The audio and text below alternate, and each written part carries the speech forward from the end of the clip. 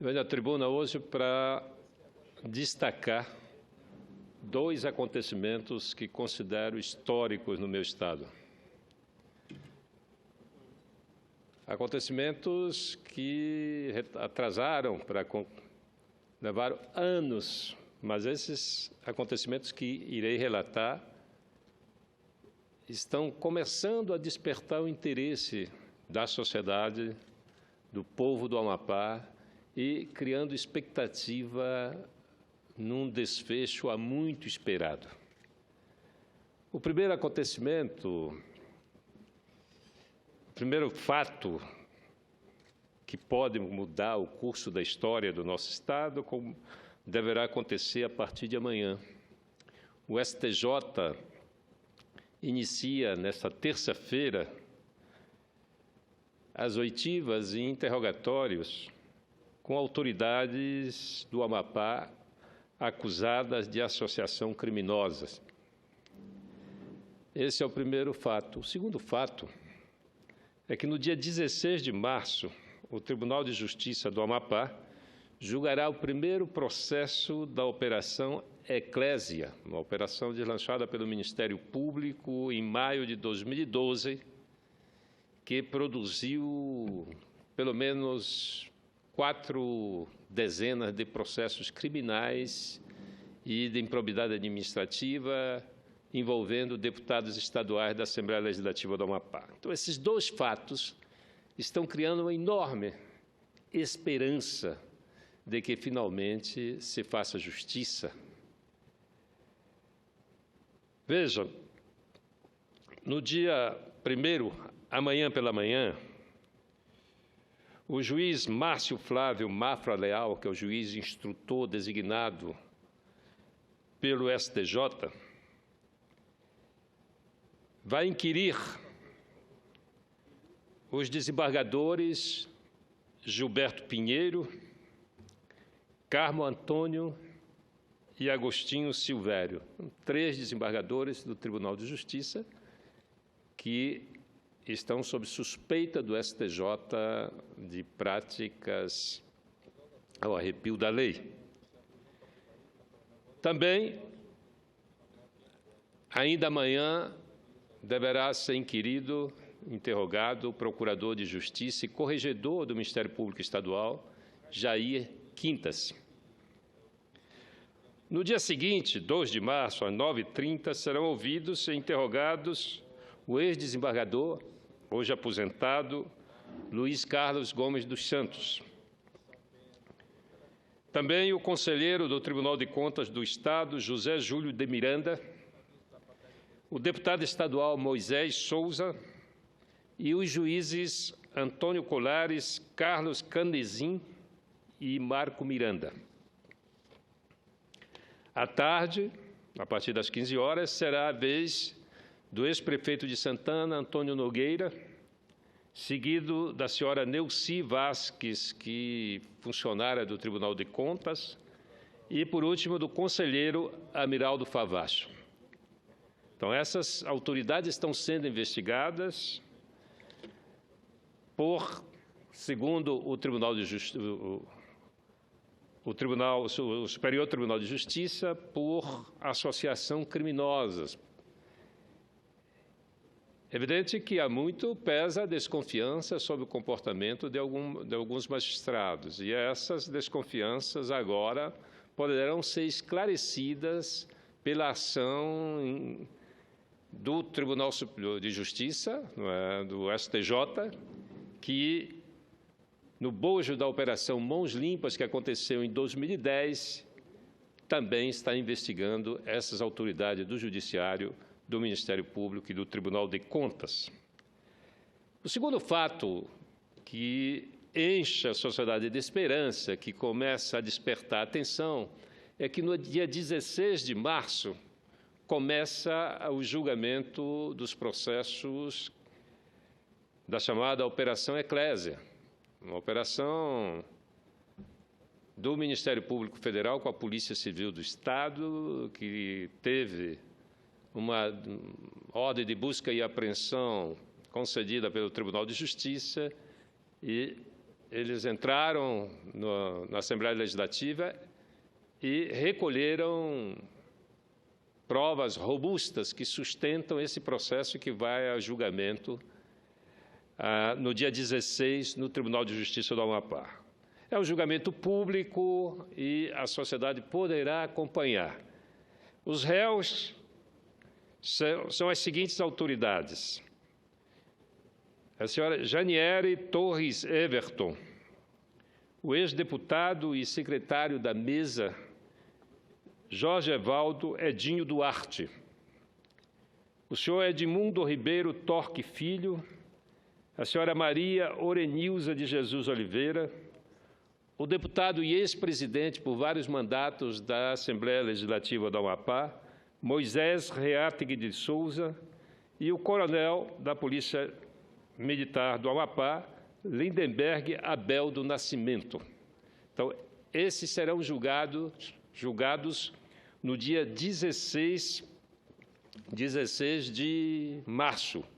E a expectativa, senhores senadores, é enorme. A expectativa é muito grande, porque é necessário que se esclareça definitivamente e que se estabeleça a diferença de quem age corretamente na política e de quem usa os seus mandatos para praticar crimes e, principalmente, desviar recursos públicos. Ainda há pouco, senador Eumano, eu comentei aqui, numa parte a Vossa Excelência, de que, no caso do Amapá, eu conheço bem o que aconteceu com os recursos, porque eu acompanho a contabilidade pública desde a época que o dinheiro passou a ter memória, desde 1994.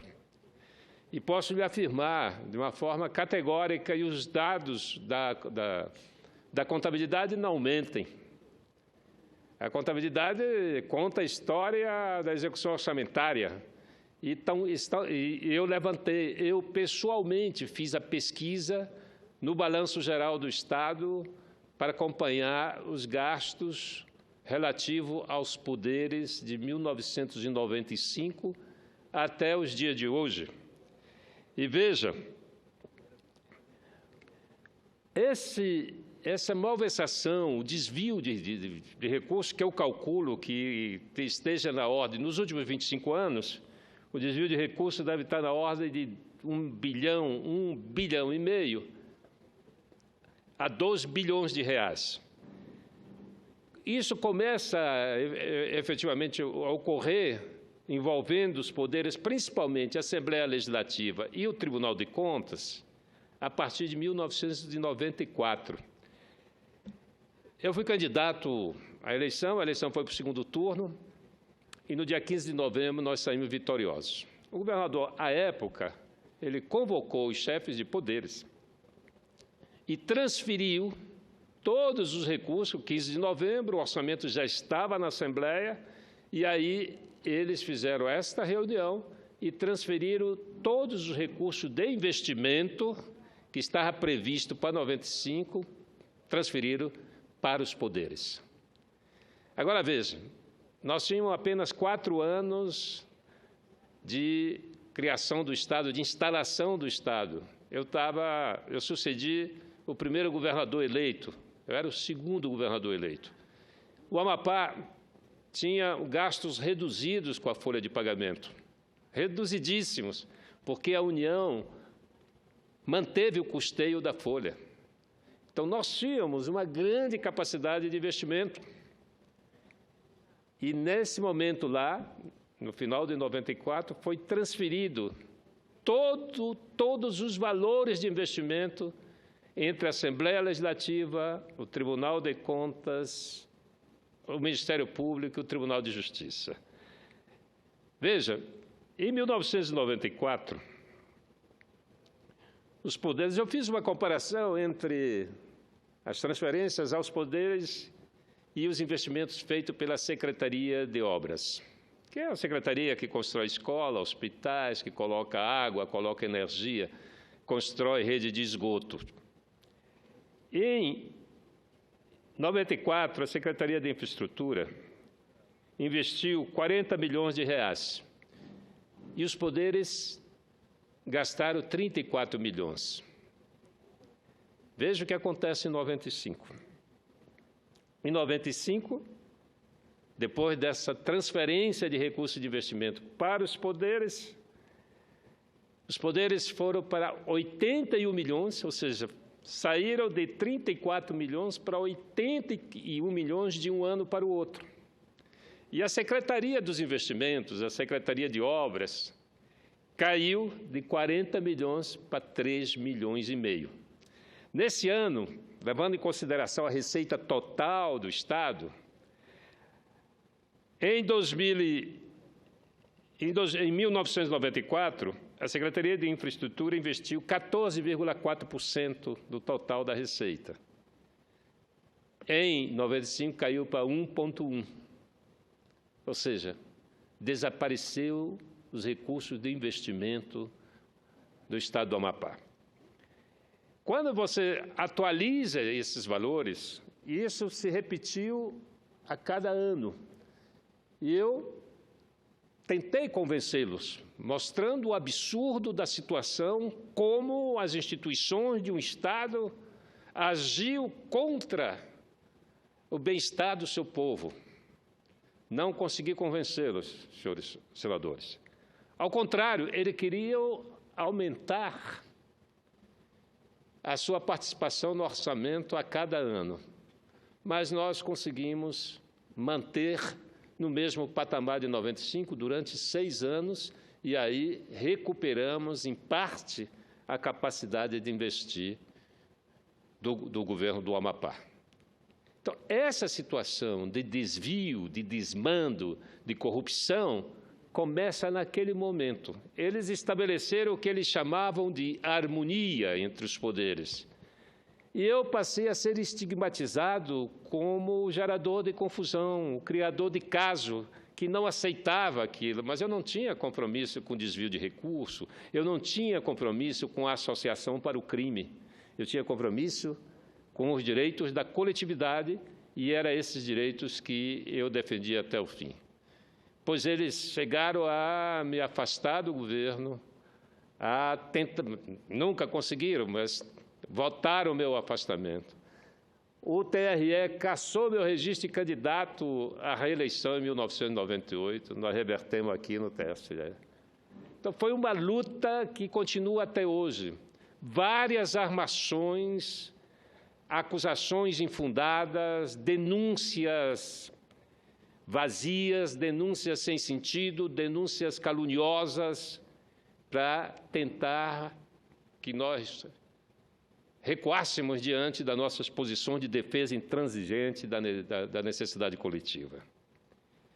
Veja, esse é um momento fundamental na vida da nossa sociedade, porque está sendo investigado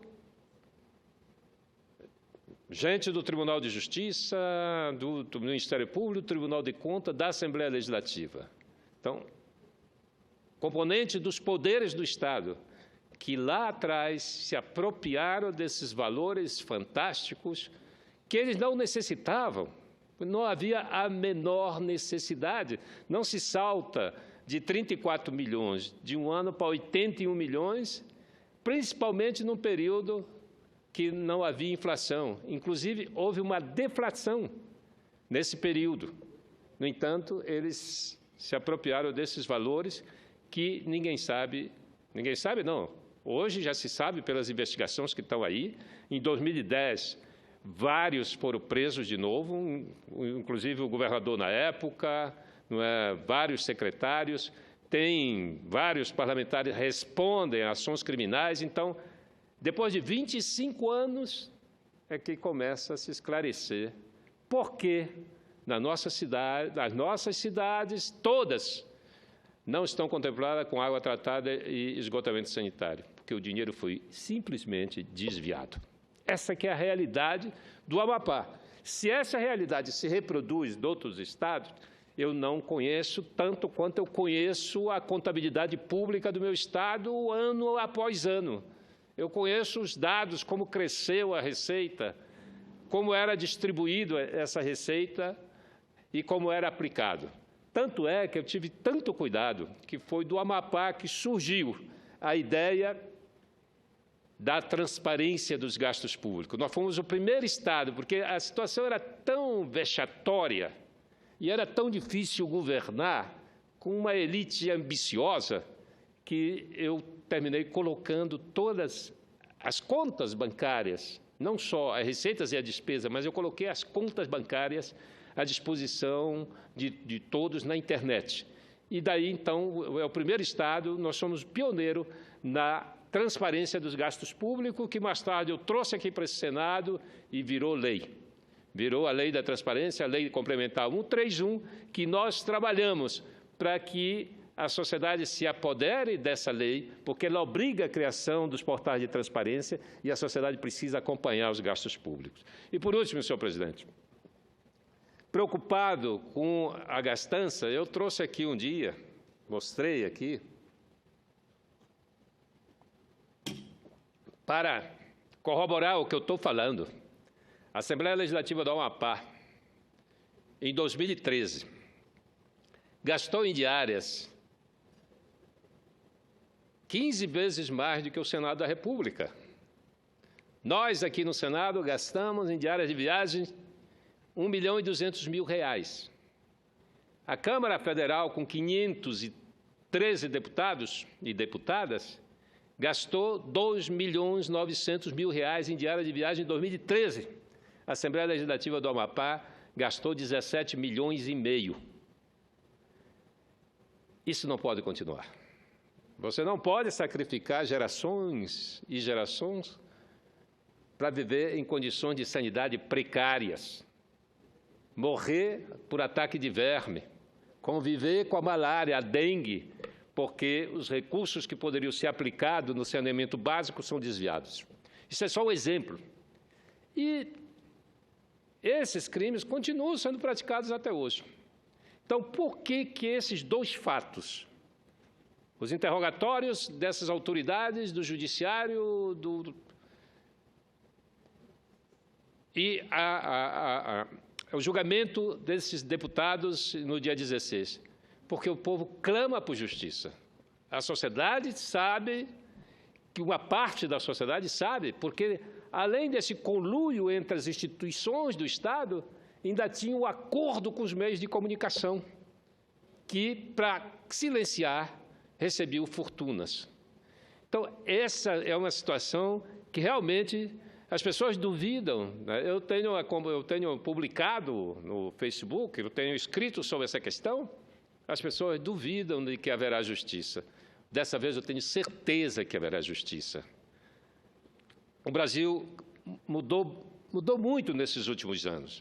E essa casa, a Câmara, contribuiu para isso. Nós aprovamos, além da Lei da Transparência, que coloca todas as receitas e despesas públicas em tempo real, que ainda nós estamos brigando contra aqueles que resistem a cumprir a lei. E esse é um papel nosso também de fiscalizar, junto com o Ministério Público, o cumprimento daquilo que a lei determina. Nós estamos acompanhando os gastos. Nós, aqui nessa casa, aprovamos a lei que permitiu o sucesso da Lava Jato, que está permitindo os avanços da justiça do meu Estado, que é a lei de combate à corrupção, a lei anticorrupção, que criou essa possibilidade da delação premiada, que só assim não há outra maneira de desmontar o crime organizado que não seja através da delação premiada, porque o crime organizado não deixa rastro. O crime organizado, tanto é que a palavra está muito bem empregada, ele é tão organizado que a maior dificuldade dos investigadores é comprovar a prática desse tipo de crime. E o crime organizado, ele está nos poderes do Estado, ele está em toda parte e a gente tem dificuldade de localizar. Mas com a aprovação da lei contra a corrupção, a delação premiada foi permitida e é isso que está fazendo total diferença. Por isso é que eu aqui renovo as minhas esperanças, a minha confiança no Poder Judiciário do meu país e no Poder Judiciário do meu Estado. E eu queria destacar o papel fundamental da democratização das eleições para o Ministério Público. Senhor presidente, enquanto as eleições se davam no âmbito do colegiado de procuradores, como se dá ainda hoje nos tribunais de justiça, não havia mudança possível. O Amapá não sabia qual era o papel do Ministério Público. Quando abriu para os promotores também disputar as eleições, aí ganhou uma promotora de justiça que ocupou realmente a Procuradoria-Geral e cumpriu o papel do Ministério Público, fiscalizando o cumprimento da lei e investigando e denunciando a justiça. É o resultado desse trabalho que nós aguardamos que deve começar a surgir no dia 16 de março. Era isso, senhor presidente. Muito obrigado.